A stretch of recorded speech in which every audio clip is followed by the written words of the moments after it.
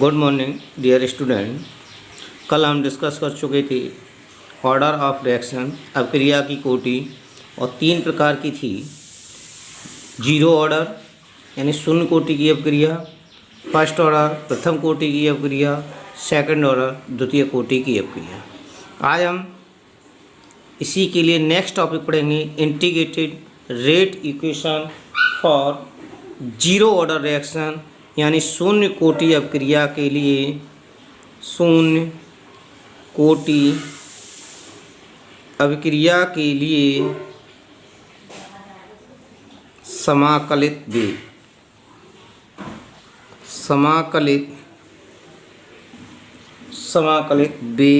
समीकरण।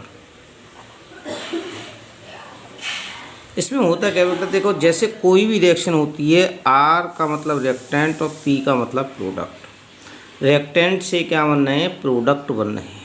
और कल मैंने ये जो बताया था आपको, कल वीडियो में ये डिस्कस किया था कि जो जीरो ऑर्डर रिएक्शन होती हैं, शून्य कोटि की अभिक्रिया होती हैं, उसमें जो रिएक्टेंट होते हैं, अभिकारक होते हैं, उनकी सांद्रता में कोई भी परिवर्तन नहीं होता, उसकी कंसंट्रेशन में चेंज नहीं आता। इसलिए इसे क्या कहते हैं, जीरो ऑर्डर। यानी जो x प्लस वाई का मान होता है, कंसंट्रेशन की जो पावर होती है, उसका मान कैसा होता है, जीरो होता है। इसलिए इसे जीरो ऑर्डर रिएक्शन कहते हैं। अब देखिए हमारे पास ये रिएक्शन है R इक्वल टू पी। अब इसके लिए यदि हम रेट निकालें तो हम निकालते थे dx upon dt is equal to K आता था हमारा, ठीक है। ये रेट ऑफ रिएक्शन निकालते थे। अब dx की जगह हम क्या लें, dr ले लें, तो क्या हो जाएगा हमारा dr की कंसंट्रेशन, क्योंकि रिएक्टेंट है, upon dt is equal to क्या हो जाएगा हमारा k। क्लियर। अब इस dt को हम इधर कर दें तो क्या हो जाएगा dr की सांद्रता, concentration of r is equal to k into dt। भाई ये क्या है हमारा dx अपॉन dt को हम क्या लिख सकते हैं, और r भी लिख सकते हैं या नहीं लिख सकते हैं, ठीक है। तो r बराबर k आया था, यानी dx upon dt is equal to k। अब ये भी देखेंगे कि जो k है हमारा, इसमें जो सांद्रता हमने मानी है, जो कंसंट्रेशन थी, वो हमारी कैसी थी, जीरो। कैसी थी, जीरो। यानी जीरो ऑर्डर है तो रिएक्टेंट की कंसंट्रेशन कैसी होगी, जीरो होगी। कैसी होगी, जीरो होगी। जब जीरो होगी तो क्या रह जाएगा हमारा k, तो क्या आ जाएगा dx upon dt is equal to k, यानी d concentration of reactant upon dt is equal to k। इस dt को उधर ले जाएं तो d concentration of r is equal to k dt। इसे इक्वेशन मान लेते हैं हम 1। क्या मानते हैं, 1। अब इस इक्वेशन 1 का हम क्या करें, इंटीग्रेशन कर दें, यानी समाकलन कर दें। क्या कर दें, इसका समाकलन। तो क्या लिखेंगे, इक्वेशन 1 का समाकलन करने पर यानी ऑन इंटीग्रेशन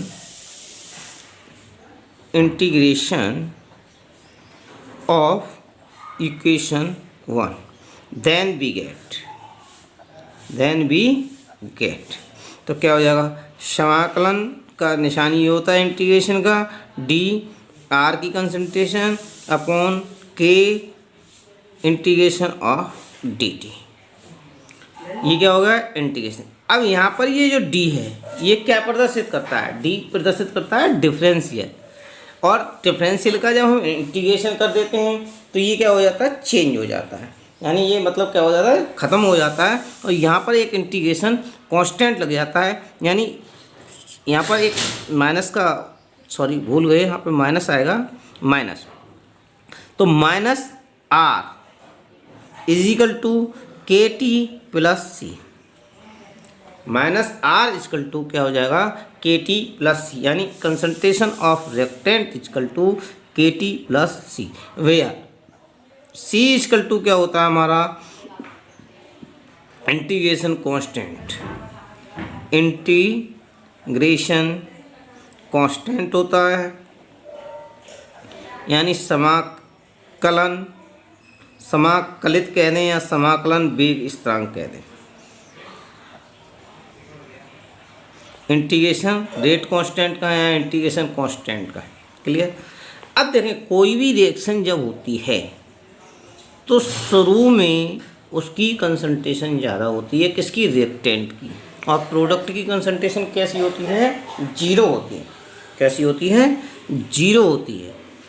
और जैसे जैसे टाइम व्यतीत होता जाता है, जैसे जैसे समय व्यतीत होता जाता है, वैसे वैसे जो हमारी रिएक्टेंट की कंसंट्रेशन होती है, अपकारकों की जो सांद्रता होती है वो कम होती जाती है और प्रोडक्ट की बढ़ती जाती है।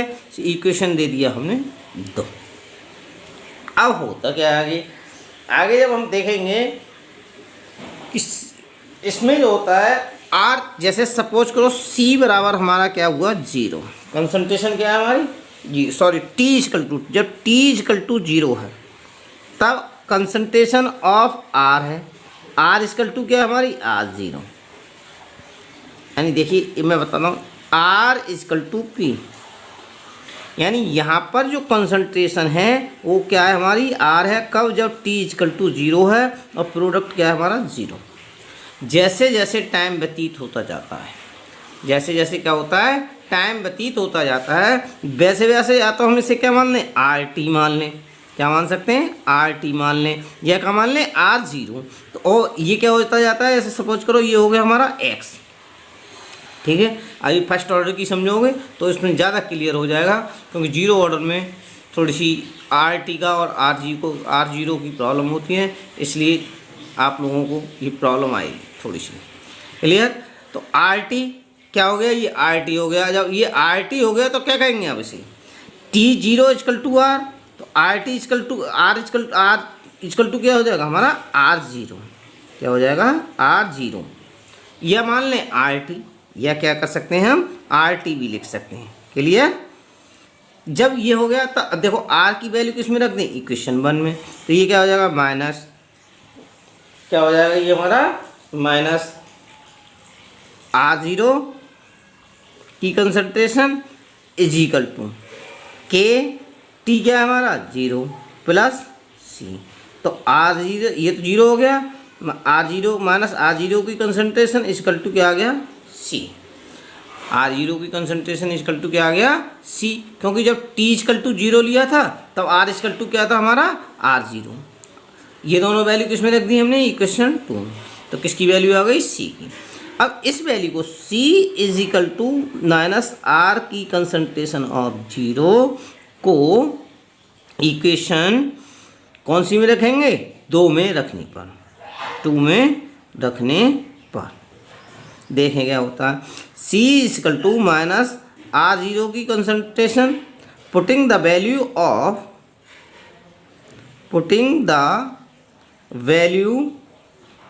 Of C is equal to minus R की concentration of zero in equation 2। Then we get, तब क्या प्राप्त होगा, देखो हमारी रिएक्शन क्या आई थी, माइनस आर की concentration is equal to K T. अब सी की वैल्यू पुट कर रहे हैं तो सी की वैल्यू क्या है, माइनस आर जीरो की कंसंट्रेशन। क्लियर है, क्या है, माइनस आर जीरो की कंसंट्रेशन। अब इस माइनस आर जीरो को इधर ले आए, इस के टी को इधर ले आए, दोनों को क्या करते हैं, चेंज कर दें। तब क्या आ जाएगा, K T is equal to R zero की कंसंट्रेशन माइनस आर की कंसंट्रेशन, या के बराबर क्या आ जाएगा, R concentration of R zero minus concentration of R upon T. Clear. यहाँ तक यही होती है हमारी एक तरह से समाकलित वेग समीकरण, यानी इंटीग्रेटेड रेट रिएक्शन। लेकिन इसमें आगे हम ले भी सकते हैं कि देखें, यदि आर जीरो बराबर हम क्या मान लें, आर की कंसंट्रेशन बराबर क्या माने, ए, तब आफ्टर टी समय पश्चात आर की जो कंसंट्रेशन हो जाती है वो क्या हो जाएगी हमारी, ए माइनस एक्स। क्या हो जाती है, ए माइनस एक्स। जब ये ए माइनस एक्स हो जाती है तो इसे इस इक्वेशन में रख सकते हैं हम। जब इसे इसमें रखेंगे तो क्या हो जाएगा, K is equal to A minus X upon T. A से ए कट गया तो क्या रह गया, K equal to minus X upon T. क्या रह जाता है, K equal to minus X upon T.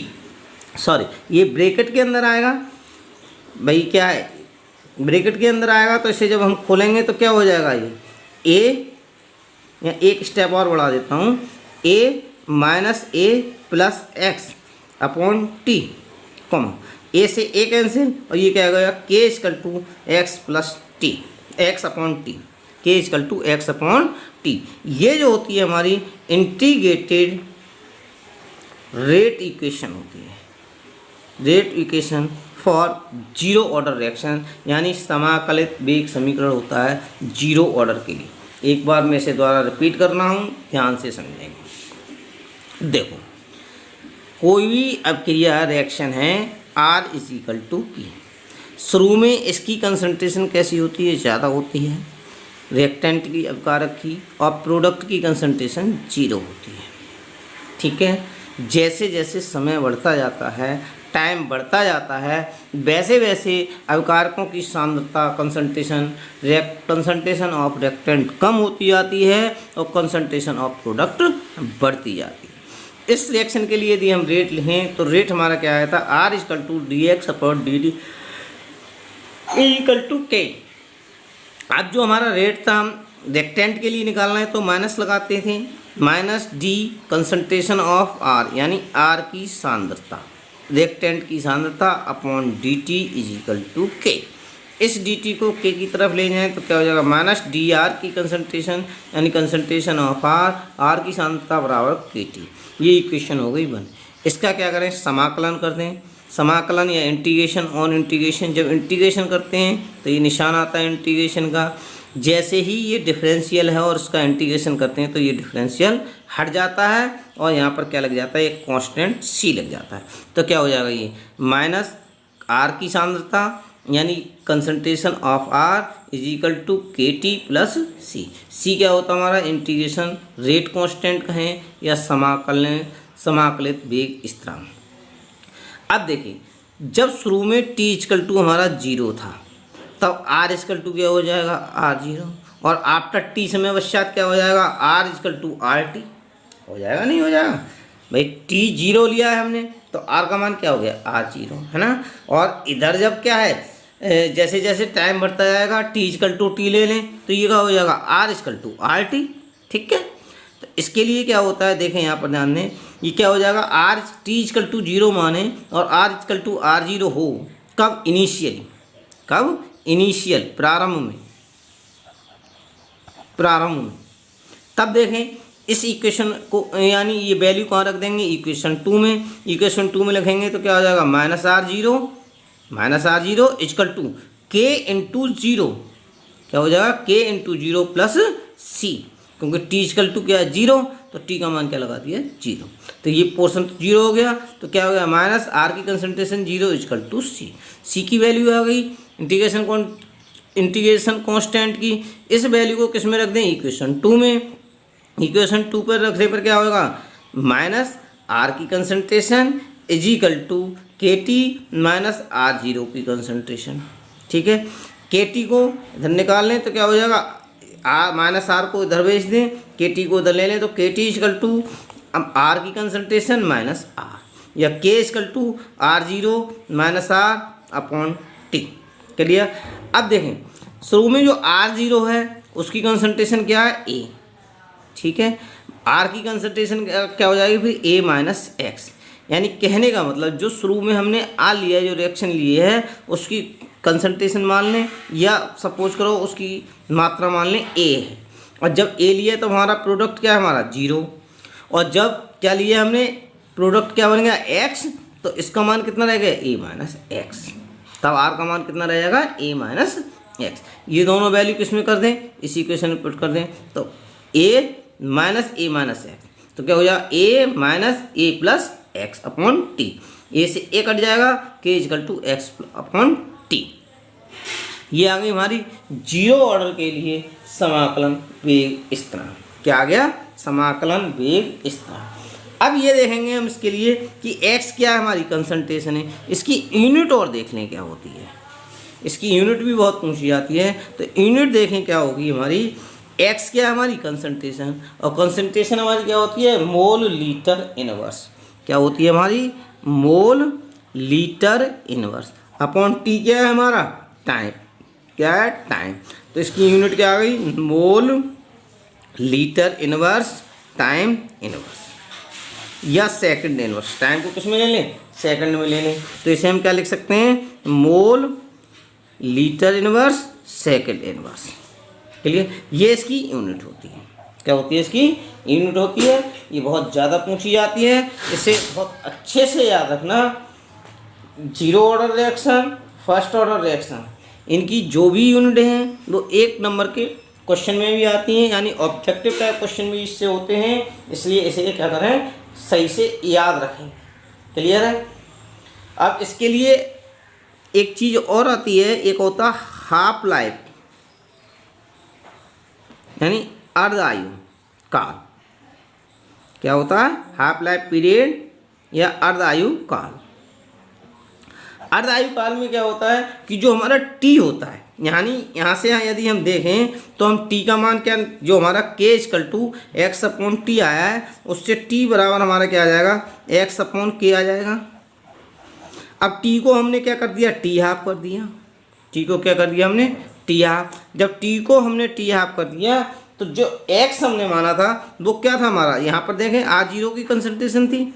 शुरू में क्या था हमारा, कंसंट्रेशन ऑफ R0, तो इसे क्या लिखें, concentration of R0 upon 2K, क्योंकि ये भी आधी हो जाएगी भाई। ये कंसंट्रेशन जब समय आधा हो जाएगा तो कंसंट्रेशन ऑफ R कैसी हो जाएगी, आधी हो जाएगी। तो T half equal to R की कंसंट्रेशन 0 अपॉन 2K। यानी देखें, मैं एक चीज़ और समझाता हूँ, थोड़ा सा यहाँ पर गौर करेंगे। देखो, कोई रिएक्शन थी हमारी R इक्वल टू P, जब टाइम T था तब क्या थी ये R, कंसंट्रेशन ऑफ R, या क्या माना था हमने R0। कब, जब time equal T equal to 0 था। अब सपोज करो T को हमने T हाफ कर दिया, यानी टाइम कितना हो गया, आधा, तो ये कंसंट्रेशन भी कितनी हो जाएगी, आधी। कितनी हो जाएगी, आधी। तो जब ये कंसंट्रेशन आधी होगी तो इस वैल्यू को कहाँ पर पुट करें, यहाँ पर। जब इस वैल्यू को यहाँ पर पुट करेंगे, तो क्या आएगा, टी का जगह क्या आ जाएगा, टी हाफ। आर की जगह या तो एक्स अपॉन 0 एक्स अपॉन 2 कर दो, या concentration of R0 upon 2 into के। तो ये क्या आता है, हमारा हाफ लाइफ पीरियड होता है। इस प्रकार जीरो ऑर्डर रिएक्शन के लिए समाकलित वेग समीकरण फिनिश होती है। इसे आप कर लें। नेक्स्ट वीडियो में करेंगे first order reaction. Okay, thank you.